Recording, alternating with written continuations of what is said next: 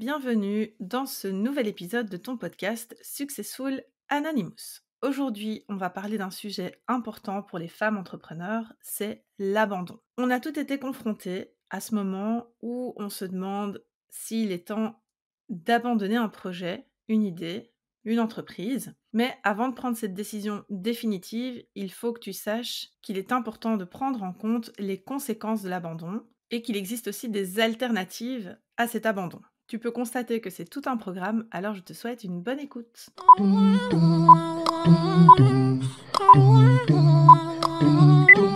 Ma Sista, tu es une femme entrepreneur. Peut-être que tu es maman, peut-être que tu n'es pas maman. En tout cas, tu as décidé de lancer un projet qui te tient à cœur, mais à un moment donné, tu peux ressentir cette envie de tout abandonner. Il est important de prendre du recul et de te rappeler que cet abandon peut avoir des répercussions très négatives sur ton moral, mais aussi sur ton assurance en tes capacités et en tes compétences, et évidemment sur ta motivation. Il peut y avoir plusieurs raisons à cette envie d'abandonner. Ça peut être l'influence toxique de l'entourage, ça peut être la peur de la réussite ou la peur de l'échec, la peur du regard des autres, l'angoisse face au jugement qu'on pourrait porter sur cette décision que tu as prise de lancer ton projet, la fatigue mentale ou la fatigue physique, et encore bien d'autres choses. Sache que tu n'es absolument pas la seule à ressentir ces émotions et qu'il est totalement normal de vouloir faire une pause pour réfléchir à ce que tu veux réellement et à ce dont tu as besoin. Donc comme je te le disais, il y a des conséquences négatives à l'abandon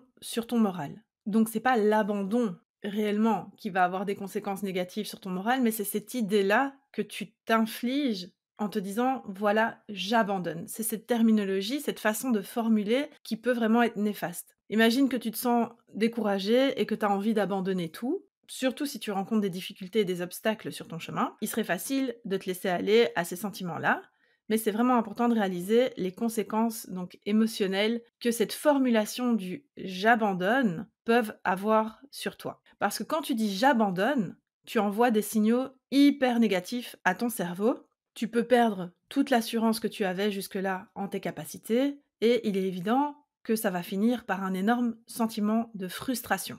En plus, en tant que femme entrepreneur, tu peux faire face à des défis supplémentaires, comme concilier ta vie perso et ta vie pro, ou encore les attentes, tu vois, de la société en général envers les femmes et leur maternité. Donc, il faut que tu sois présente sur tous les fronts, avec toutes tes casquettes, et ça peut être assez compliqué. C'est pour ça que je parlais aussi, parmi les causes qui peuvent te mener à l'abandon, c'est par exemple l'influence toxique de l'entourage, donc où on peut essayer de te faire culpabiliser parce que, selon cet entourage, tu n'accomplis pas l'entièreté de tes tâches ou que tu remplis pas tout à fait, toutes les cases, que tu coches pas toutes les cases selon ce que ton entourage attend de toi et cetera. Ça peut être assez compliqué donc ça rentre aussi dans les attentes, que la société, que l'entourage a face aux femmes et à leur rôle de maman encore plus quand c'est le cas. Si toi, ma sista, à qui je m'adresse, tu es une maman, tu dois certainement avoir des exemples très concrets qui te viennent en tête. Donc voilà, si tu en arrives à te dire que tu vas abandonner ton projet,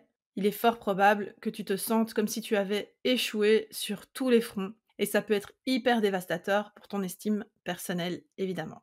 Du coup, dans cet épisode, j'ai vraiment envie de te parler des alternatives qui existent et qui sont beaucoup plus épanouissantes et beaucoup plus positives et bienveillantes pour toi. Donc plutôt que de te dire que tu vas abandonner, je vais te présenter deux solutions, deux alternatives qui vont te permettre de te développer personnellement et d'améliorer ton moral, même si en fait tu décides que ce projet ne continuera pas plus loin. Ça peut sembler évident, mais malgré tout, je comprends pas pourquoi c'est pas quelque chose que plus de femmes font avant d'abandonner. Et d'ailleurs, pas que les femmes, mais moi, c'est à toi que je m'adresse, ma sista. Au moment où tu te dis, je vais tout lâcher, je plaque tout, je jette l'éponge, tu peux simplement, à ce moment-là, faire le choix de prendre une pause. Ça peut se révéler hyper bénéfique pour plusieurs raisons. Parfois, tu as simplement besoin de prendre du temps pour toi, pour te ressourcer et pour réfléchir à tes projets, à tes objectifs et surtout aux intentions qui sont derrière ces objectifs-là. Imagine que tu es une maman entrepreneur qui a lancé un nouveau produit sur le marché, eh ben, tu peux te sentir dépassée par toutes les tâches à accomplir, de la mise en place d'un site, à la gestion de tes réseaux sociaux, à ta newsletter, enfin bref, tu imagines bien la montagne. À ce moment-là, Tu peux être tenté de te dire: c'est trop pour moi, je peux pas, j'ai trop de choses à faire, je vais, péter un câble si ça continue comme ça va pas du tout me convenir, j'abandonne». Mais au lieu de te dire ça, tu pourrais simplement décider de faire une pause pour reprendre tes forces et revenir plus concentré et plus motivé pour poursuivre ton projet. À ce moment-là, évidemment, ça va être important de reposer toutes les actions qui sont nécessaires pour arriver à un aboutissement de ton projet et surtout de diviser toutes ces actions en plusieurs petites actions qui te semblent beaucoup plus atteignables et qui vont te permettre de plus voir une montagne, mais de voir tout plein de petits cailloux. Alors, si tu décides de prendre une pause, ça peut aussi être intéressant de comprendre en fait les motivations secrètes et cachées à cette envie d'abandonner. Est-ce que tu es influencé par les opinions des autres? Est-ce que tu as peur du jugement? Ou bien est-ce que tu te sens simplement épuisé et démotivé? En prenant du temps pour analyser ces facteurs-là, tu vas pouvoir découvrir qu'ils peuvent être travaillés et surmontés sans avoir besoin d'abandonner ton projet. Par exemple, si tu as peur du jugement ou de l'opinion des autres par rapport à ton projet, ou si tu fais qu'entendre à longueur de journée que c'est une mauvaise idée, que tu n'y arriveras pas, que tu es inconsciente de te lancer dans une telle entreprise, etc., ça, c'est des choses sur lesquelles tu peux travailler. Parce que ça représente leur croyance. Ça doit pas devenir ta croyance. Donc le fait de mettre tout ça un petit peu à plat et de voir pourquoi peut-être eux pensent ça, pourquoi ça t'affecte à ce point-là, est-ce que c'est vrai, est-ce que c'est faux, est-ce qu'ils ont raison, est-ce qu'ils n'ont pas raison, et finalement de retrouver l'envie principale et l'intention principale et primaire de ton projet, ça va pouvoir t'aider à renforcer justement ta motivation et ta ténacité, ta persévérance dans ce projet-là. Mais quand tu as la tête dans le guidon, quand tu es occupé à avancer, avancer, avancer et que tu reçois constamment ces informations négatives ou ces énergies, voilà, néfastes qui te prennent la tête, et cetera, tu pas le temps, en fait, de mettre tout ça en relief et de voir déjà si c'est vrai et ce que tu peux faire pour, annuler tout ça. Donc il s'agit en aucun cas de justifier auprès de ces personnes ce que tu fais. C'est un rapport entre toi et toi-même et c'est une mise au clair avec toi. Finalement, faire une pause, ça peut aussi te permettre de repenser à tes objectifs et de clarifier les étapes nécessaires, comme je te disais, pour les atteindre. Donc tu pourrais découvrir que ton projet n'est pas aussi complexe finalement que tu le pensais et que c'était simplement relié à la peur de l'inconnu éventuellement ou d'autres peurs encore. Ou bien ça pourrait te permettre également de te rendre compte que ce projet-là n'est plus viable. Donc en prenant du temps pour réfléchir à ces points, tu vas pouvoir renforcer ta détermination et ta motivation pour poursuivre ton projet. Ou bien il se peut qu'après réflexion, tu décides en fait que c'est plus fait pour toi, qu'il est plus viable, comme je t'ai dit juste avant. Tu as le droit à ce moment-là de décider de mettre un terme à ce projet, mais tu le fais en pleine conscience. Ça peut être très difficile, mais ça peut aussi être un réel soulagement. Parce que en prenant cette décision donc consciente et en ne subissant pas quelque chose de négatif où tu te dis: «Bah, j'abandonne parce que j'y arrive pas». Non, en fait, j'ai analysé, je me rends compte que ce n'est plus OK et je prends la décision de mettre un terme à tout ça. Eh bien, en faisant ça, tu adoptes une posture qui est beaucoup plus positive et bienveillante envers toi-même. Tu écoutes tes propres signaux et tu n'as pas cette image négative de la femme qui abandonne. Donc, tu prends le temps d'analyser la situation sans agir sous le coup de l'émotion ou de la précipitation et ça n'a rien à voir avec un abandon et peut-être cette image, de lâcheté, de manque de persévérance, je sais pas moi, de chiffre molle qu'on peut avoir quand on pense à l'abandon. Donc comme tu vois ces 2 alternatives, donc le fait de prendre une pause ou le fait d'arrêter en pleine conscience, elles sont beaucoup plus douces et beaucoup plus bienveillantes envers toi-même. C'est hyper important de faire attention à ça. Faut pas oublier qu'en tant que femme entrepreneur, tu es forte et tu es capable de prendre les bonnes décisions pour toi et pour ton projet.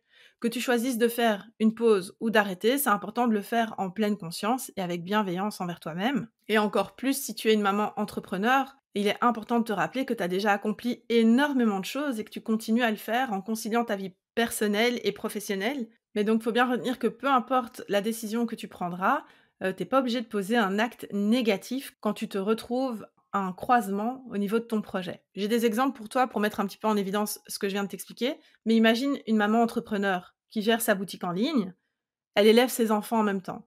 Elle investit du temps dans son entreprise, vraiment beaucoup, beaucoup, et un jour, elle se rend compte que ça devient beaucoup trop lourd à gérer pour elle.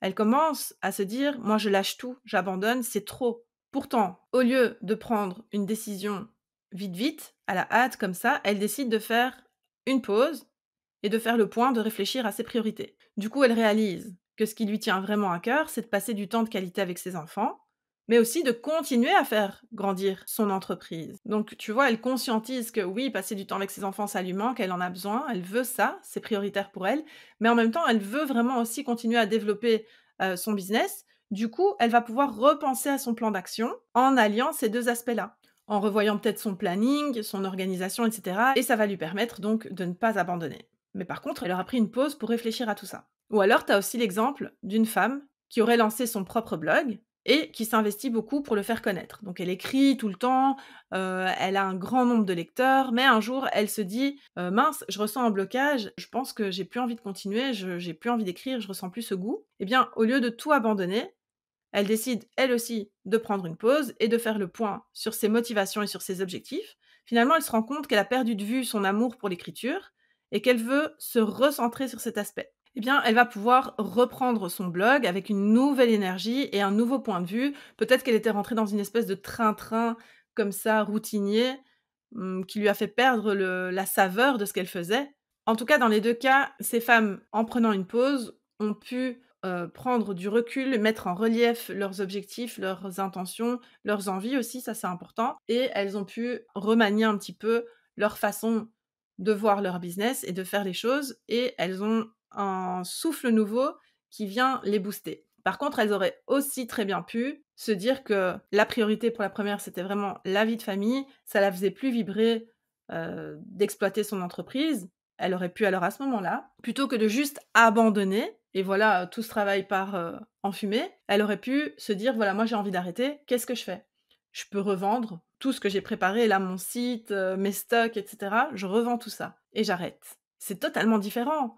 Il faut vraiment se mettre en tête que on peut arrêter. Arrêter, c'est pas un problème, c'est pas négatif, c'est pas une situation d'échec ni quoi que ce soit. On peut pas gâcher tout le travail qu'on a fait, ce serait manquer de respect au temps qu'on y a mis, à nos intentions à ce moment-là et à tant de choses. C'est vraiment du gâchis à ce moment-là. Donc on peut arrêter, mais alors on réfléchit à ce qu'on peut faire. Donc là, par exemple, elle peut vendre son activité et de même pour la blogueuse, même si elle a envie d'arrêter, elle peut aussi, vendre son blog. Surtout si elle a beaucoup de trafic, qu'elle a des liens d'affiliation dedans et cetera, bah, elle revend son blog et voilà, elle tire un bénéfice de cette cessation d'activité, on va dire ça comme ça.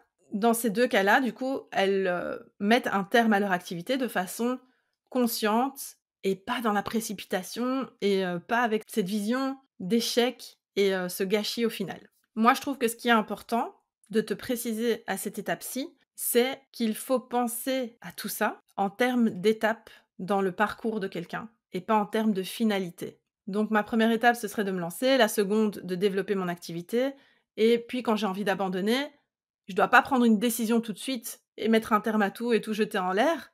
Non, en fait, je rajoute une étape, celle de faire une pause, d'analyser et de reprendre ou de faire une pause, d'analyser et d'arrêter, mais dans des circonstances qui ne me font aucun tort. Donc ça, c'est important. Voir ça comme des étapes et pas comme une finalité. Et je terminerai en te disant que finalement, que tu choisisses de faire une pause ou de mettre fin à un projet, tu peux vraiment adopter une posture bienveillante envers toi-même en prenant le temps de comprendre tes motivations, ça c'est vraiment primordial, et en écoutant tes propres signaux.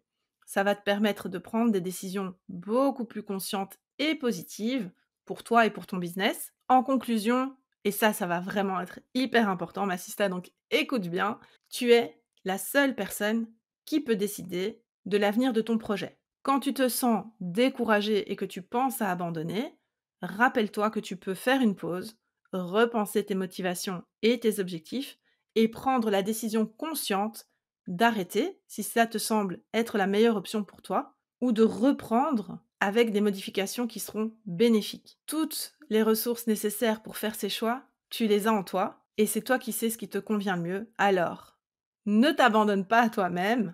Garde en tête que tu es une femme ambitieuse, persévérante, capable des meilleurs choix pour elle-même et parmi ces choix, il y a celui de prendre une pause ou d'arrêter, mais certainement pas celui d'abandonner. Je te laisse méditer sur tout ça et je te retrouve la semaine prochaine. Prends soin de toi, ma sista.